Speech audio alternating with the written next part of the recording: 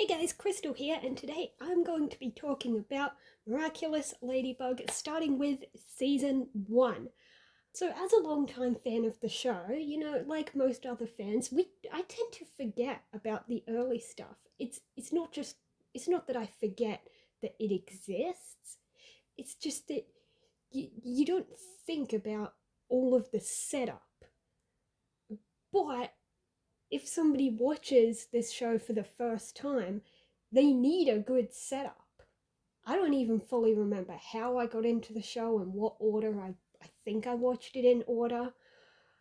But looking back, especially because I recently got someone into the show and got to sort of see it from their perspective, it's really bizarre seeing how somebody else is introduced to this world of this show, which is why the first season of a show is so crucial. It needs to set things up and it needs to be good to keep someone watching and not decide to just drop the show. And speaking of setup, the weird thing is that this show has none. The show does not have a pilot. It just jumps right in, which is so bizarre. You do not, it is a superhero show, and you do not get the superhero origin story, at least not at first. No, instead, Origins was at the end of season 1. I remember when I first got into the show, I do remember I wanted to watch it in order, and I looked up the episode order. I saw Origins at the end of the list of season 1, and I clicked on it. I didn't spoil it per se, but I realized that it was a prequel, basically showing their origin story. And I remember even back then thinking, what is up with that? That the season finale, instead of being a finale, is a two-part origin story. I guess it's not really the finale. You could say Volpina is the finale, and then Origins is a separate prequel thing. But regardless, the fact that the end of season 1 has a two-parter, which is the origin story, which really should have just gone first, in my opinion. To the point where sometimes if I am recommending the show to someone, I actually will tell them to ignore the official order, and I'll tell them to watch Origins first and then season 1 in order, because it just makes more sense. Otherwise, you start with the official first episode, Stormy Weather, and it's like, what is going on? I mean, yeah, I know, we're not stupid, we can figure things out with context clues, but still, I find that so weird that the origin went at the end of the season. Like, it's like they were writing the season, and then later on, maybe they were like, hey, maybe we should actually give them the origin story. Let's make a prequel.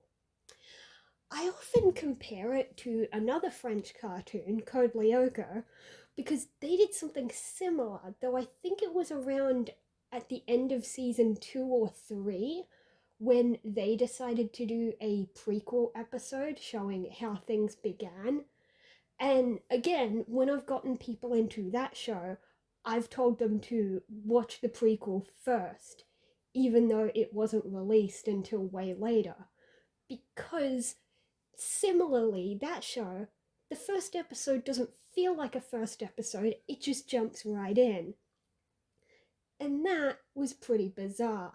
Stormy Weather, it's technically episode 1, but it doesn't feel like a first episode. To the point where in some places they actually aired Bubbler as episode 1 and no one would know the difference. And that's not really a good thing, the fact that no one knows the difference when you switch the episodes around.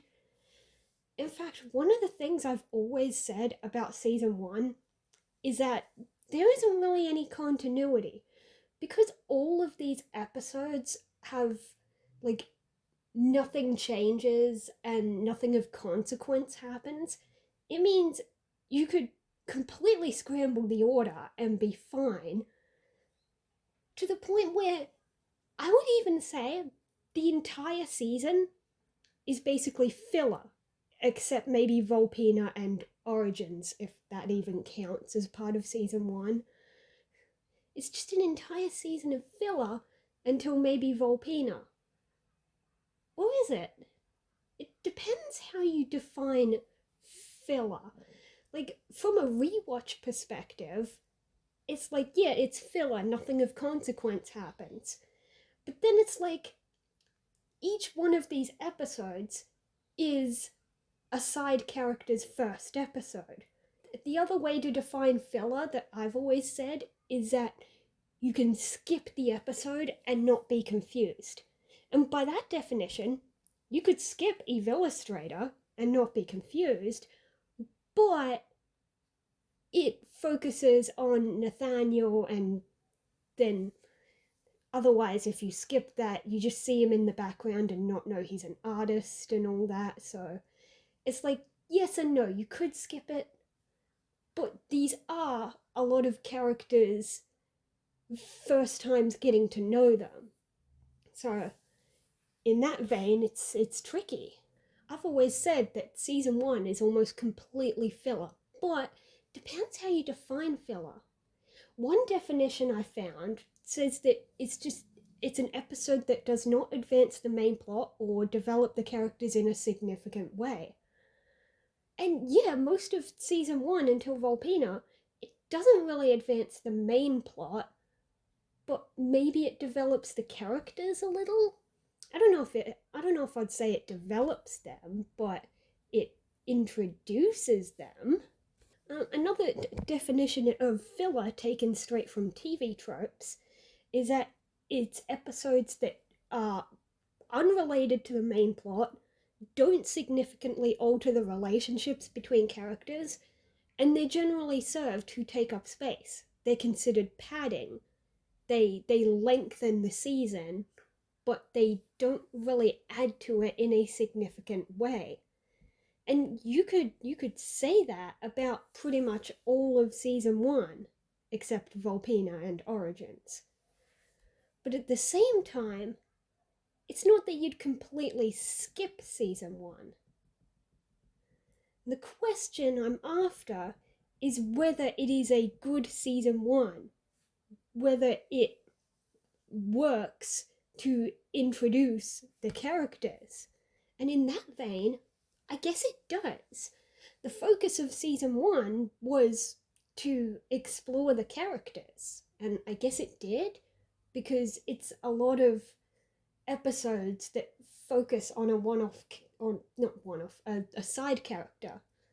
Lady Wi-Fi, about Alia, of Illustrator, about Nathaniel.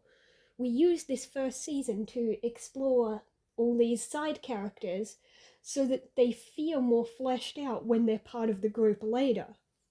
The tricky part is whether that also gets a bit boring at times, because it feels very formulaic, and it also feels like nothing of consequence happens, because the way that they explore these characters is that, you know, the side character of the day gets akumatized, and then it becomes a basic villain of the week show, which isn't necessarily that bad, it just needs to be done well. But the point of season one was to explore the characters, and they definitely tried to do that. In an interview, Ferry Gonzalez explained that Thomas Astruc's intention for the first season was just to get to know the characters and learn how the Miraculouses work. And if that was their intention, well, they did the first one. They got to know the characters, but did we learn how the Miraculouses work? Sort of? Not quite. I would say no. We see what Ladybug and Cat Noir do with theirs. We gather from context how they transform and how and what their powers are. And then thanks to Origins, they actually confirm all the when we actually see the characters learn these rules. But they don't tell us much about how the Miraculouses work. No, really. I mean, for most of season 1, we don't even see Master Fu. And since Origins was not the beginning of the show, we don't even know how any of this happened. We don't know where they got these things until, like, okay, sure, Master Fu shows up in Princess Fragrance when Tiki is sick. But it's really weird how they just drop him there, but then he doesn't really do anything. He just heals Tiki and he's all secretive. It's not until the literal season finale Volpina where Tiki takes Marinette to him and says, "Yeah, you've met him before," and they talk about the book that Gabriel has. No, scratch that. I was getting it mixed up with a scene from The Collector in season 2 where they go see Master Fu.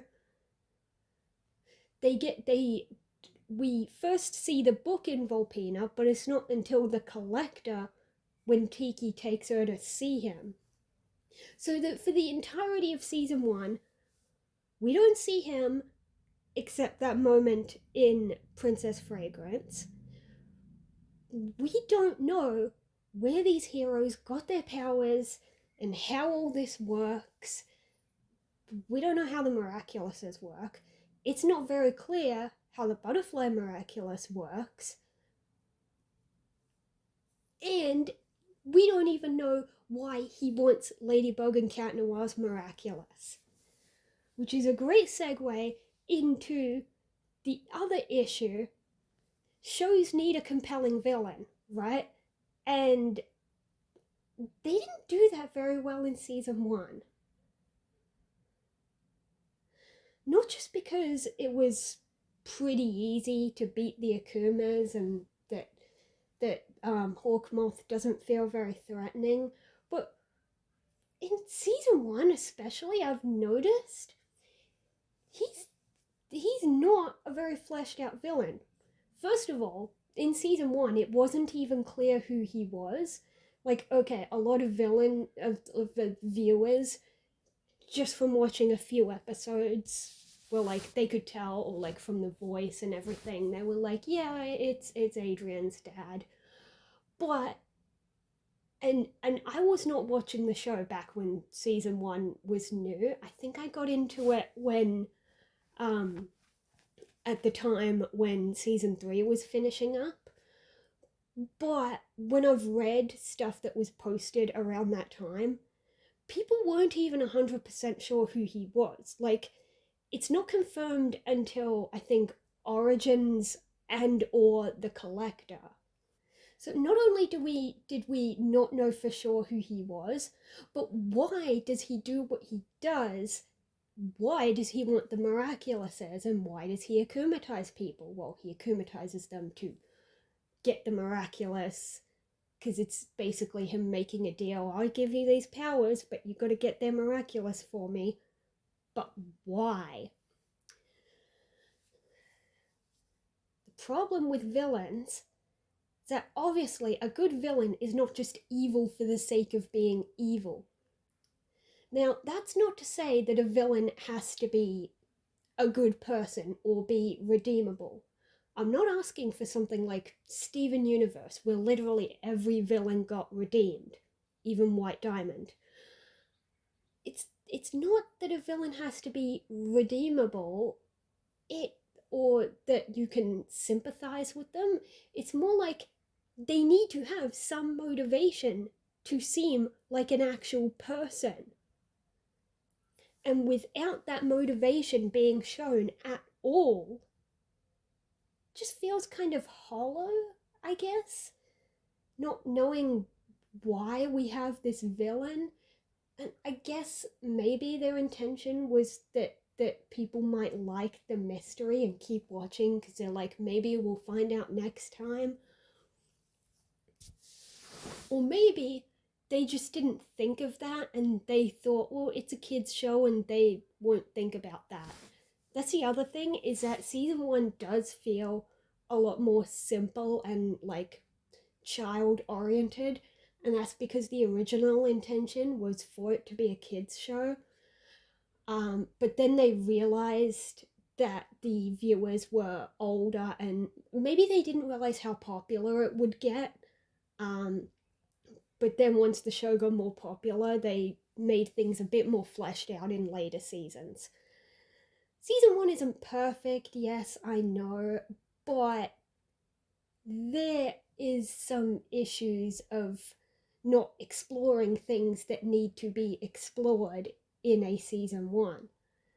Not knowing the villain's motivation is kind of a biggie. In fact, there was even one episode when he was doing his monologue at the end saying, "I'll get you next time," when he even said that he would take over the world, which I'm guessing the writers just want us to forget that line. No! The Miraculous was practically mine, and they will be. Once I have them all in my grasp, I shall rule the world. Yeah, what even was that line? It just... I think we're supposed to forget that line and it's retconned away because that's not what he wants at all. And that's just all kinds of wrong. Which makes me wonder how much they planned ahead, whether they knew what his motivation was or if they made it up later. Because for him to say that line is just... it just raises a lot of questions about what the writers were trying to do with his character as a villain. But speaking of characters, a good show also needs compelling protagonists. And I'm not one of those Marinette haters who criticizes everything she does. In fact, I don't even have much to say about her. Instead, one thing that I noticed when I've been recently rewatching season 1 is that despite the full version of the show name having 2 characters' names in it, it doesn't feel like we have dual protagonists. Especially in episodes like Stormy Weather, where it seems like Marinette is the protagonist and Adrian is just the boy to drool over or something. Like, you put Ladybug and Cat Noir in the title. This show could have been something different. It could have had dual protagonists, but in season 1, Adrian feels like a side character, maybe even a background character sometimes, because they do not treat him like a protagonist. It is the weirdest thing I've noticed looking back and rewatching season 1, is that Adrian is not treated as a protagonist at all. He's not explored, and he's just off to the side, and it's really weird. But aside from those little gripes, season 1 is not that bad. The main things I criticize is that there's so much filler, and also it barely feels like it has much of a finale. All the other seasons have some sort of big 2-part finale, some sort of big fight, but the closest to a finale we get is Volpina, and then the 2-parter that we do get is Origins, if that even counts as part of season 1. It's kind of ambiguous whether it counts or not. Volpina is, it's alright, but it doesn't feel like a finale.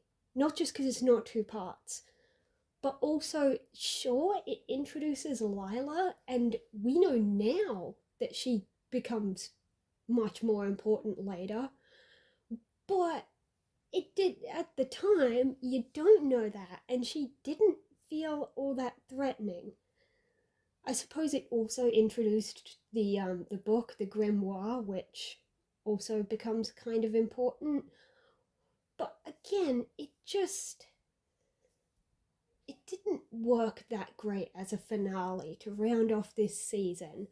And it really is all about how a season opens and closes that really cinches whether it worked well.